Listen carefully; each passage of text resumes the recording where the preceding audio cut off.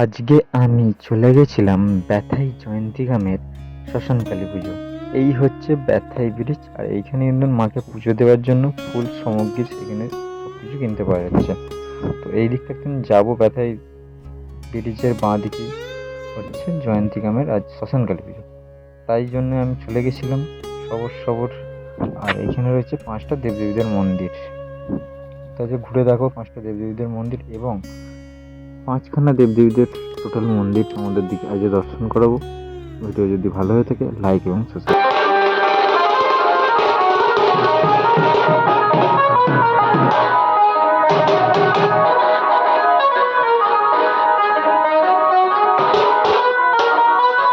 কালো রূপে দিগম্বর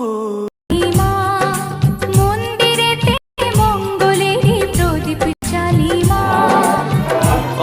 আমি এখন দাঁড়িয়ে আছি ব্যথা তার আজ শ্মশানকালী পুজোর অনুষ্ঠান আছে। তার পুজোর কিছু কর্মকর্তাদের থেকে আমি জেনে নেবো এই পুজোটা আগে কী পরিণতি। আমার নাম দেবব্রত কর্মকার, আমি পুজো কমিটির বিশেষজ্ঞ। আমাদের এই পুজো এবছর 45তম বর্ষে পদার্পণ হয়েছে। আমাদের মায়ের পূজার আগে এটা ছোট্ট একটা আটচালা ছিল। সেই জায়গা থেকে আমাদের ব্যবসায়ী গ্রামের সমস্ত গ্রামবাসীদের সহযোগিতায় এবং অন্যান্য বহু মানুষ তাদের আর্থিক সহযোগিতায় আজকের আমাদের এই মন্দিরের যে অবস্থান আপনারা দেখতে পাচ্ছেন। এবং আমাদের এই মন্দিরটা বর্তমানে শ্মশানকালী মায়ের মন্দির নয়, একদম আমাদের রামজি আছেন, আমাদের হনুমানজি আছেন, এখানে মা মমতার মন্দির আছে, আমাদের মির্জাপুরের মন্দির আছে, শিব মন্দির আছে এবং সেই সঙ্গে আমাদের এই পুজো। এবং প্রত্যেক রাম মন্দির আছে, রাধাকৃষ্ণের মন্দির আছে। এবং আমাদের এই মন্দিরটি শুধুমাত্র ব্যথাইজয়ন্তী গ্রামের মানুষের সহযোগিতা নয়, ব্যথাইজয়ন্তী গ্রামের বাইরেও বহু মানুষের আর্থিক সহযোগিতা আজকে আমি এই জায়গায় পদার্পণ করেছি। এবং দেখতে পাচ্ছেন এত বড় একটা অট্টালিকা, সেই জায়গা থেকে আমাদের এখানে যে মহাস্থলে পরিণত হয়েছে। এবং প্রত্যেক বছর আসার মধ্যে শেষ পূজা আমাদের এই পুজোটি হয়।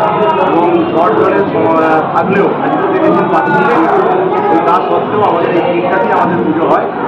এবং আমাদের এই বছরে আমরা যেটা করেছি প্রত্যেক সদস্যদের ঐকান্তিক সহযোগিতায় এবং আজকে আমাদের প্রত্যেক গ্রামবাসীদের সহযোগিতায় এবং আগামী প্রত্যেক বছরই পুজো আগামীকাল বিসর্জন এবং সোমবার দিন মায়ের অন্নপূর্ণ উৎসব হয়। এই অন্নপূর্ণ উৎসবে প্রায় 3,500 থেকে 4,000 ভক্তবৃন্দ এখানে এসে মায়ের প্রসাদ গ্রহণ করে।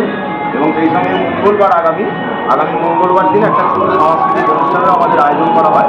সকাল থেকে আমাদের বাচ্চাদের নিয়ে বসে প্রতিযোগিতা, বিকালে দিয়ে আমাদের ব্যথাইজয়ন্তী গ্রামের মহিলাদের জন্য পুরুষদের জন্য কিছু খেলা। এই সব নিয়ে আমরা দুটি গ্রামের মানুষদের নিয়ে আমরা এই 4টে দিন আমরা আনন্দের সঙ্গে কাটাই।